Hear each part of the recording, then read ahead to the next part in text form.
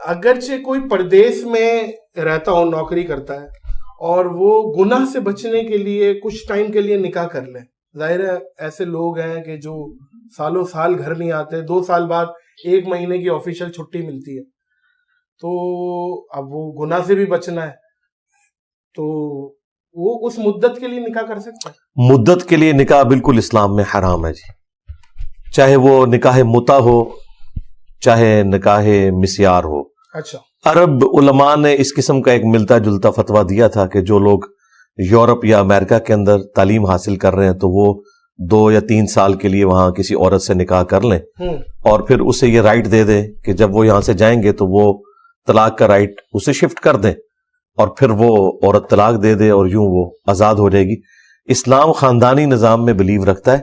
اور خاندانی نظام اسی وقت وجود میں آئے گا جب آپ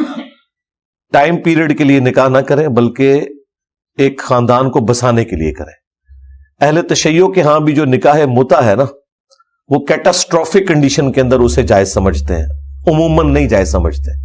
اور پھر لاجیکلی بھی آپ دیکھیں، اگر یہ نکاح متع کی یا نکاح مسیار کی یہ والی فارم اس کی اجازت دے دی جائے تو معاشرے میں تو انارکی پھیل جائے گی، پھر تو سب ایک دوسرے کے ساتھ دوستیاں گانٹیں گے کہ جی 1 مہینے کے لیے میں اس کے ساتھ نکاح کر لوں، 1 مہینے کے لیے اس کے ساتھ کر لوں، دنیا میں تو اور پھر کام ہی کوئی نہیں ہوگا، خاندانی نظام کدھر چلا جائے گا، یہ سوچنے کی ضرورت ہے۔ البتہ نکاح مسیار کی ایک شکل جائز ہے جس کو سپورٹیو سورۃ النساء میں آیات بھی موجود ہیں کہ اگر کوئی عورت یہ کرے کہ وہ کسی خاوند کے ساتھ شادی کرے پلس وہ اپنا حق اسے معاف کر دے،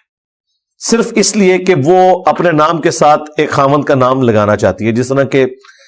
سعودی عرب میں ایون 60 سال کی کوئی عورت بھی بیوہ ہو جائے تو اس کے رشتے آنا شروع ہو جاتے ہیں، اس کی بھی خواہش ہوتی ہے کہ میرے ساتھ کسی مرد کا نام لگے تاکہ ایک عزت کی زندگی گزرے، وہاں کے کلچر میں یہ چیز شامل ہے۔ پھر وہ یہ کہتے ہیں کہ